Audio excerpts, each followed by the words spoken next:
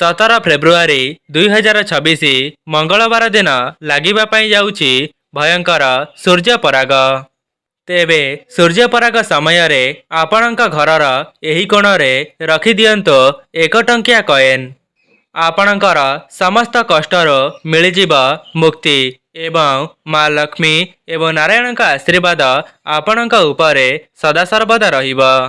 ଯଦି ଆପଣମାନେ ଋଣ କରଜରେ ଗତି କରୁଛନ୍ତି କିମ୍ବା ଧନଜନିତ ସମସ୍ୟାର ସାମ୍ନା କରୁଛନ୍ତି, ତେବେ ମା ଲକ୍ଷ୍ମୀଙ୍କ ଆଶୀର୍ବାଦରୁ ସମସ୍ତ ସମସ୍ୟା ଦୂରୀଭୂତ ହେବ ଏବଂ ଏହି ସୂର୍ଯ୍ୟପରାଗ ପରେ ଆପଣ ହୋଇଯିବେ କୋଟିପତି। କାହିଁକି ନା 17 ଫେବୃଆରୀ ମଙ୍ଗଳବାର ଦିନ ଏମିତି ଏକ ଦୃଶ୍ୟ ଦେଖିବା ପାଇଁ ମିଳିବ ଯାହାକୁ ଦେଖିବା ପରେ ସାରା ଦୁନିଆ ଆଶ୍ଚର୍ଯ୍ୟ ହୋଇଯିବ। ଆପଣମାନେ ଜାଣିଛନ୍ତି ବର୍ଷର ପ୍ରଥମ ସୂର୍ଯ୍ୟପରାଗଟି 17 ଫେବୃଆରୀ ମଙ୍ଗଳବାର ଦିନ ଲାଗିବା ପାଇଁ ଯାଉଛି। ଦର୍ଶକ ବନ୍ଧୁ, ଏହି ସୂର୍ଯ୍ୟପରାଗଟି କୌଣସି ସାଧାରଣ ସୂର୍ଯ୍ୟପରାଗ ହୋଇପାରିବ ନାହିଁ। କାହିଁକି ନା ଚଳିତ ବର୍ଷର ସୂର୍ଯ୍ୟପରାଗଟି ଫାଲ୍ଗୁନ ଅମାବାସ୍ୟା ଦିନ ପଡ଼ିବା ପାଇଁ ଯାଉଛି ଏବଂ ଏହା ବର୍ଷର ପ୍ରଥମରୁ ଲାଗୁଥିବା କାରଣରୁ ଏହା ଅତ୍ୟନ୍ତ ଭୟଙ୍କର ଏବଂ ମହାଶକ୍ତିଶାଳୀ ହେବା ପାଇଁ ଯାଉଅଛି। ଯଦି ଆପଣମାନେ 17 ଫେବୃଆରୀ ମଙ୍ଗଳବାର ଦିନ ଆକାଶକୁ ଦେଖିବେ, ତେବେ ସୂର୍ଯ୍ୟ ଦେଖାଯିବେ ନାହିଁ। କାହିଁକି ନା ଦିନ ହୋଇଯିବ ରାତି ଏବଂ ଆପଣମାନେ ଏହି ଉପାୟଟିକୁ କରିନେବା ଦ୍ୱାରା ନିଜେ ହୋଇଯିବେ କୋଟିପତି।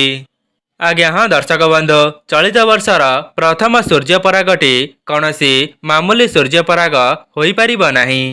ଯାହାକି ଏହା ଏକ ସାଧାରଣ ସୂର୍ଯ୍ୟପରାଗ ନୁହେଁ। ଏହା 300 ବର୍ଷ ପରେ ଥରେ ଆସିଅଛି ଏବଂ ସମସ୍ତ ଜ୍ୟୋତିର୍ବିଦ ଏବଂ ସମସ୍ତ ବୈଜ୍ଞାନିକମାନେ ଏହି ସୂର୍ଯ୍ୟପରାଗକୁ ଅପେକ୍ଷା କରି ରହିଥିଲେ।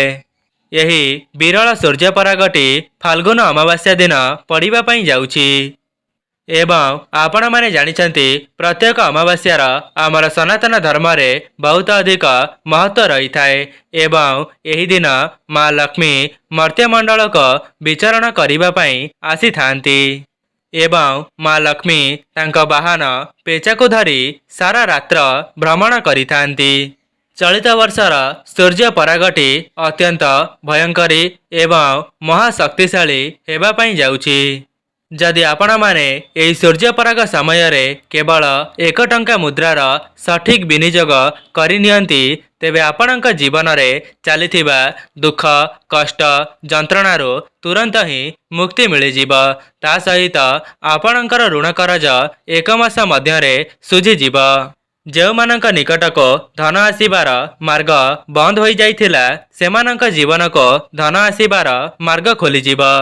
ଆଜ୍ଞା ହଁ ଦର୍ଶକ ବନ୍ଧୁ, ଏହି ଉପାୟଟି କରିବା ପରେ ଆପଣଙ୍କ ନିକଟକୁ ଏତେ ମାତ୍ରାରେ ଧନ ଆସିବ ଯେ ଆପଣ ନିଜେ ମଧ୍ୟ କଳ୍ପନା କରିପାରିବେ ନାହିଁ। କାହିଁକି ନା ଏହି ଉପାୟଟି କରିବା ପରେ ମା ଲକ୍ଷ୍ମୀ ଏବଂ ଶ୍ରୀ ବିଷ୍ଣୁ ଆପଣଙ୍କ ଉପରେ ପ୍ରସନ୍ନ ହୋଇଯିବେ ଏବଂ ଆପଣଙ୍କ ଘର ଉପରେ ଧନର ବର୍ଷା କରାଇବେ।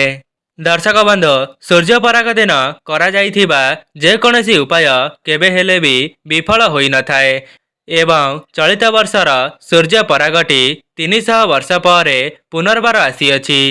ଆପଣମାନେ ବିରଳ ସୂର୍ଯ୍ୟପରାଗ ଦିନ ଯେଉଁ ବି ଉପାୟଟିକୁ ଥରେ ମାତ୍ର କରିଦେବେ, ସେଥିରୁ ଆପଣଙ୍କୁ 1000 ଗୁଣ ଅଧିକ ଶୁଭଫଳ ପ୍ରାପ୍ତି ହେବ।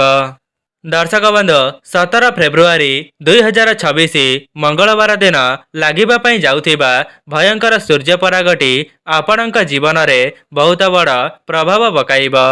ଯଦି ଆପଣମାନେ ସୂର୍ଯ୍ୟପରାଗ ଲାଗିଥିବା ସମୟରେ 1 ଟଙ୍କିଆ ମୁଦ୍ରାର ସଠିକ୍ ବିନିଯୋଗ କରିନେଉଛନ୍ତି, ତେବେ ଆପଣଙ୍କ ଜୀବନରୁ ଦୁଃଖ, ଦାରିଦ୍ର୍ୟତା ଏବଂ ଧନଜନିତ ସମସ୍ୟା ଖୁବ୍ ଶୀଘ୍ର ଦୂର ହୋଇଯିବ। ଦର୍ଶକ ବନ୍ଧୁ, ଯେଉଁମାନେ ବି ଏହି ଭିଡ଼ିଓଟିକୁ ଦେଖୁଛନ୍ତି, ଆପଣଙ୍କର ଫାଇଦା ନିମନ୍ତେ ଏହାକୁ ଥରେ ମାତ୍ର ପରୀକ୍ଷା କରି ଦେଖନ୍ତୁ। କାହିଁକି ନା ଏପରି ସୁଯୋଗ ଆପଣମାନଙ୍କ ନିମନ୍ତେ ବାରମ୍ବାର ଆସିବ ନାହିଁ।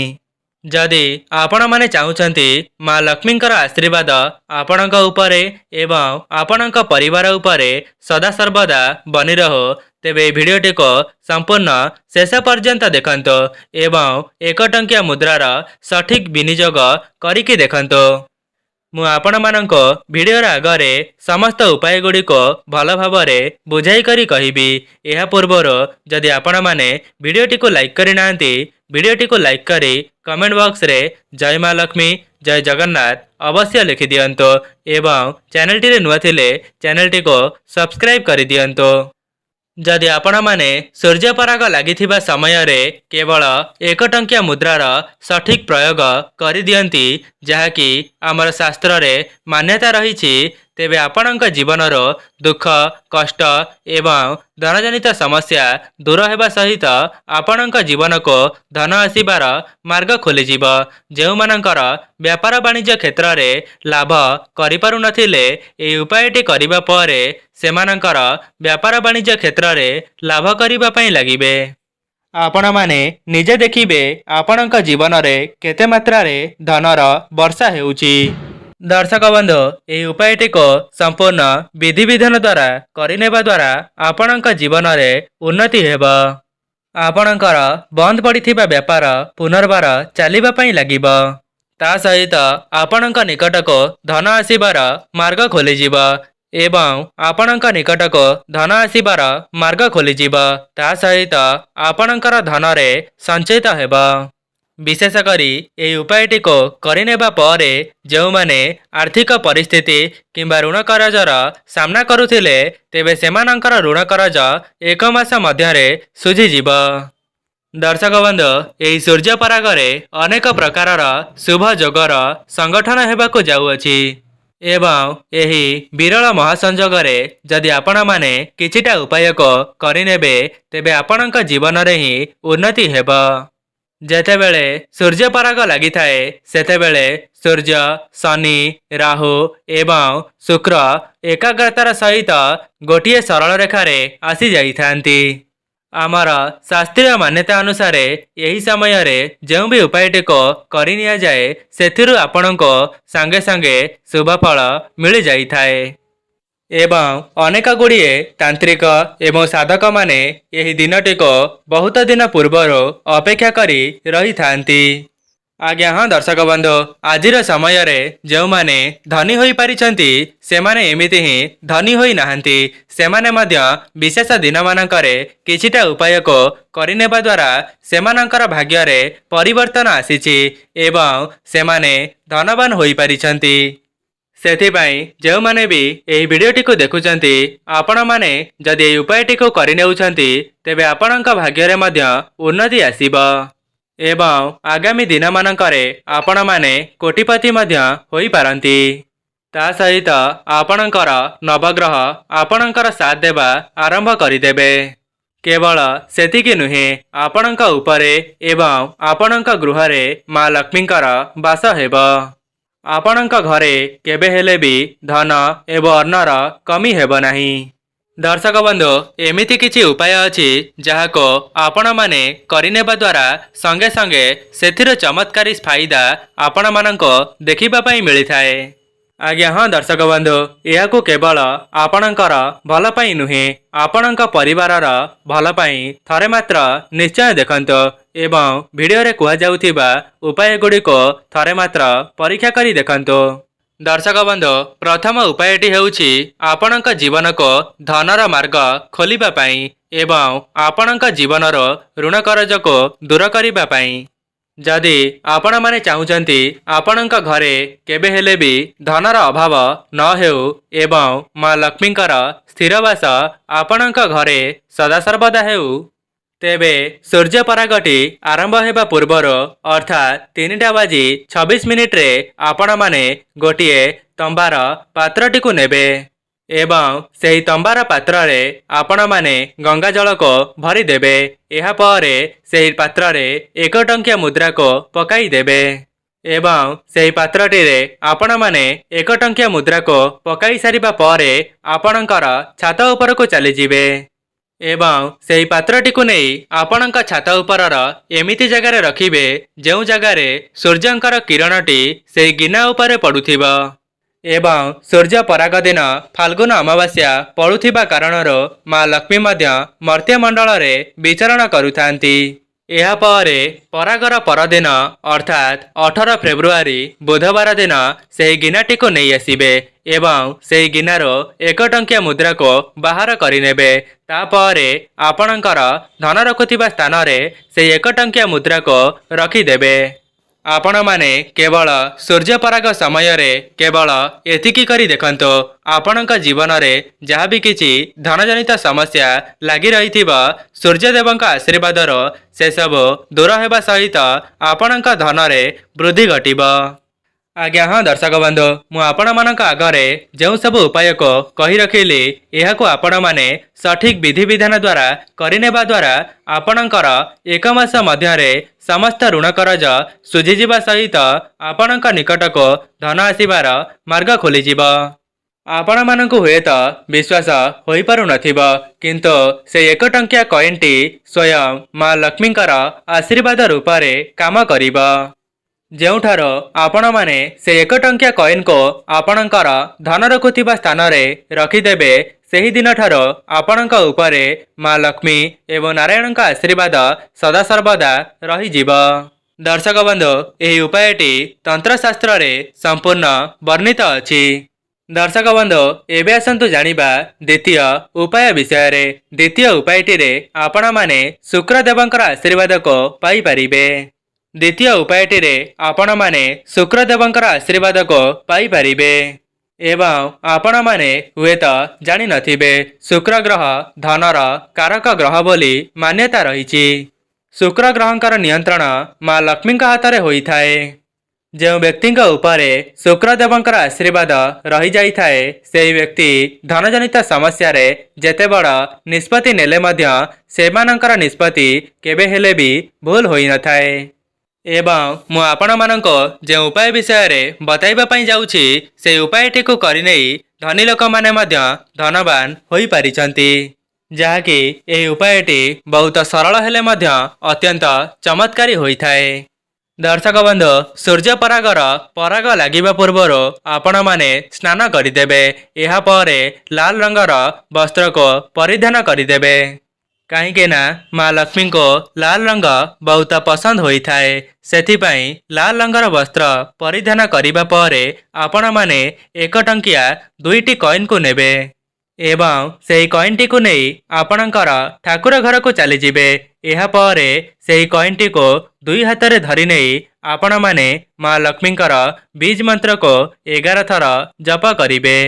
କାହିଁକି ନା ମା ଲକ୍ଷ୍ମୀଙ୍କୁ 11 ସଂଖ୍ୟାଟି ବହୁତ ପ୍ରିୟ ହୋଇଥାଏ ଏବଂ ସେହି ବୀଜ ମନ୍ତ୍ରଟି ହେଉଛି ଓ ମହାଲକ୍ଷ୍ମୀସ୍ୟ ନମଃ। ଏବଂ ଏହି ମନ୍ତ୍ରଟିକୁ 11 ଥର କହିନେବା ପରେ ଗୋଟିଏ କଏନ୍କୁ ଆପଣଙ୍କର ପର୍ସରେ ରଖିବେ ଏବଂ ଦ୍ୱିତୀୟ କଏନ୍ଟିକୁ ଆପଣମାନେ ଯେଉଁ ଘରେ ଅଧିକ ସମୟ ଅତିବାହିତ କରୁଥିବେ, ସେହି ରୁମ୍ରେ ନେଇ ସେହି 1 ଟଙ୍କିଆ ମୁଦ୍ରାକୁ ରଖିଦେବେ। ଯଦି ସୂର୍ଯ୍ୟପରାଗ ଦିନ ଏହି ଉପାୟଟିକୁ କରିନେଉଛନ୍ତି, ତେବେ ଆପଣଙ୍କର ଶୁକ୍ର ଗ୍ରହ ମଜବୁତ ହୋଇଯିବେ ଏବଂ ଆପଣଙ୍କ ନିକଟକୁ ଧନ ଆସିବାର ସମସ୍ତ ମାର୍ଗକୁ ଖୋଲିଦେବେ। ଯେଉଁମାନେ ବି ଏହି ଭିଡ଼ିଓଟିକୁ ଦେଖୁଛନ୍ତି, ଆପଣମାନେ ଏହି ବିରଳ ମହାସଂଯୋଗଟିକୁ ଜମାରୁ ହେଲେ ହାତଛଡ଼ା କରନ୍ତୁ ନାହିଁ। କାହିଁକି ନା ଏହି ବିରଳ ସୂର୍ଯ୍ୟପରାଗଟି ଆପଣଙ୍କ ଜୀବନରେ ପୁନର୍ବାର ଆସିବ ନାହିଁ। ସେଥିପାଇଁ ଏହି ସୁବର୍ଣ୍ଣ ସୁଯୋଗଟିକୁ ଜମାରୁ ହେଲେ ହାତଛଡ଼ା କରନ୍ତୁ ନାହିଁ। ଦର୍ଶକ ବନ୍ଧୁ, ଏବେ ଆସନ୍ତୁ ଜାଣିବା ତୃତୀୟ ଉପାୟ ବିଷୟରେ। ଏହି ଉପାୟଟି ସେହିମାନଙ୍କ ପାଇଁ ଯେଉଁମାନଙ୍କର ବ୍ୟାପାର ବାଣିଜ୍ୟଟି ବହୁତ ଲସ୍ରେ ଚାଲୁଛି କିମ୍ବା ସେମାନଙ୍କର ବ୍ୟାପାର ବାଣିଜ୍ୟଟି ବନ୍ଦ ହୋଇଯାଇଛି। ଏହି ଉପାୟଟି ସେହିମାନଙ୍କ ପାଇଁ ଯେଉଁମାନଙ୍କର ବ୍ୟାପାର ବାଣିଜ୍ୟଟି ଲସ୍ରେ ଚାଲୁଛି କିମ୍ବା ସେମାନଙ୍କର ବ୍ୟାପାର ବାଣିଜ୍ୟଟି ବନ୍ଦ ହୋଇଯାଇଛି କିମ୍ବା ଆପଣମାନେ ସେହି ବ୍ୟାପାର ବାଣିଜ୍ୟର ଲାଭ କରିପାରୁନାହାନ୍ତି। ଯେଉଁମାନଙ୍କର ବ୍ୟାପାର ବାଣିଜ୍ୟଟି ଭଲରେ ଚାଲୁନାହିଁ, ତେବେ ସେମାନଙ୍କର ବ୍ୟାପାର ବାଣିଜ୍ୟ ମଧ୍ୟ ଭଲରେ ଚାଲିବା ପାଇଁ ଲାଗିବ। ଦର୍ଶକ ବନ୍ଧୁ, ଆପଣମାନେ ସୂର୍ଯ୍ୟପରାଗ ଦିନ ଆପଣଙ୍କର ଠାକୁର ଘରକୁ ଚାଲିଯିବେ ଏବଂ ଠାକୁର ଘରେ ଗୋଟିଏ ଲାଲ କପଡ଼ାକୁ ବିଛାଇ ଦେବେ ଏବଂ ସେହି ଲାଲ କପଡ଼ା ଉପରେ 1 ମୁଠି ଧନିଆକୁ ରଖିଦେଇ ତା ଉପରେ ଗୋଟିଏ 1 ଟଙ୍କିଆ ମୁଦ୍ରାକୁ ରଖିଦେବେ। ତାହାର ଆପଣମାନେ ଗୋଟିଏ ପୁଟୁଳିକୁ ପ୍ରସ୍ତୁତ କରିବେ। ଏହାପରେ ସେହି ପୁଟୁଳିଟିକୁ ଆପଣଙ୍କ ହାତରେ ଧରି ଗୋଟିଏ ମନ୍ତ୍ରକୁ ଜପ କରିବେ ଏବଂ ସେହି ମନ୍ତ୍ରଟି ହେଉଛି ଓମ୍ ଶ୍ରୀ ଶ୍ରେୟା ନମଃ। ଏହି ମନ୍ତ୍ରଟିକୁ 11 ଥର ଜପ କରି ସେହି ପୁଟୁଳିଟିକୁ ନେଇ ଆପଣଙ୍କର ବ୍ୟାପାର ବାଣିଜ୍ୟ କ୍ଷେତ୍ର କିମ୍ବା ଯେଉଁଠାରେ ଆପଣମାନେ ଦୋକାନ କରିଛନ୍ତି ସେହି ଜାଗାରେ ରଖିପାରିବେ। ଏହି ଉପାୟଟିକୁ କରିନେବା ପରେ ଆପଣମାନେ ନିଜେ ଦେଖିବେ ଆପଣଙ୍କ ବ୍ୟାପାର ବାଣିଜ୍ୟ କ୍ଷେତ୍ରରେ କେତେ ମାତ୍ରାରେ ଉନ୍ନତି ହେଉଛି ଏବଂ ମା ଲକ୍ଷ୍ମୀ ଏବଂ ନାରାୟଣଙ୍କ ଆଶୀର୍ବାଦରୁ ଆପଣଙ୍କର ବ୍ୟାପାର ବାଣିଜ୍ୟ ଭଲରେ ଚାଲିବା ପାଇଁ ଲାଗିବ। ଏହି ଉପାୟ ବିଷୟରେ ତନ୍ତ୍ରଶାସ୍ତ୍ରରେ ଉଲ୍ଲେଖ କରାଯାଇଛି। ଏବେ ଆସନ୍ତୁ ଜାଣିବା ପରବର୍ତ୍ତୀ ଉପାୟ ବିଷୟରେ। ଏହି ଉପାୟଟିକୁ କରିନେବା ଦ୍ୱାରା ଆପଣଙ୍କର ନବଗ୍ରହ ମଜବୁତ ହେବା ସହିତ ଆପଣଙ୍କର ଭାଗ୍ୟରେ ଉନ୍ନତି ଘଟିବ।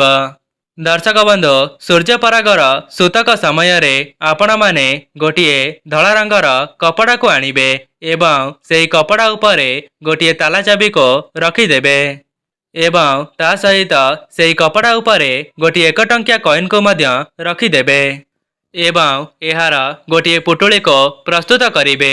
ତାପରେ ସୂର୍ଯ୍ୟପରାଗ ଆରମ୍ଭ ହେବା ପୂର୍ବରୁ ଆପଣଙ୍କ ଛାତ ଉପରେ ନେଇ ଏହି ପୁଟୁଳିଟିକୁ ରଖିଦେବେ।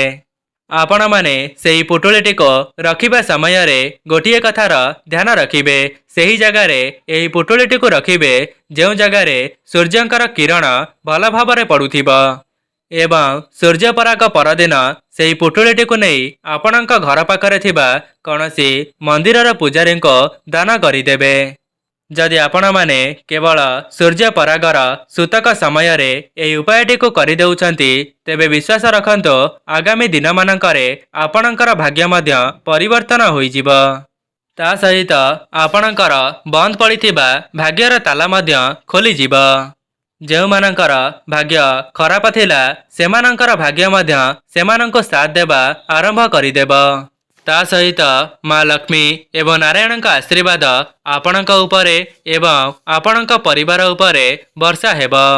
ଦର୍ଶକ ବନ୍ଧୁ, ମୁଁ ଆପଣମାନଙ୍କୁ ଯେଉଁ ଉପାୟ ସବୁକୁ କହି ରଖିଲି ଆପଣଙ୍କ ଜୀବନରେ ଉନ୍ନତି ପାଇଁ ଥରେ ମାତ୍ର ଏହାର ପରୀକ୍ଷା କରି ଦେଖିବେ।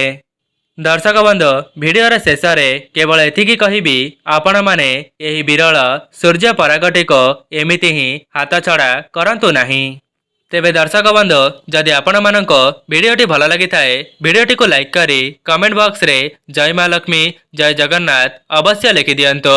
ଚ୍ୟାନେଲଟିରେ ନୂଆ ଥିଲେ ଚ୍ୟାନେଲଟିକୁ ସବସ୍କ୍ରାଇବ୍ କରିଦିଅନ୍ତୁ।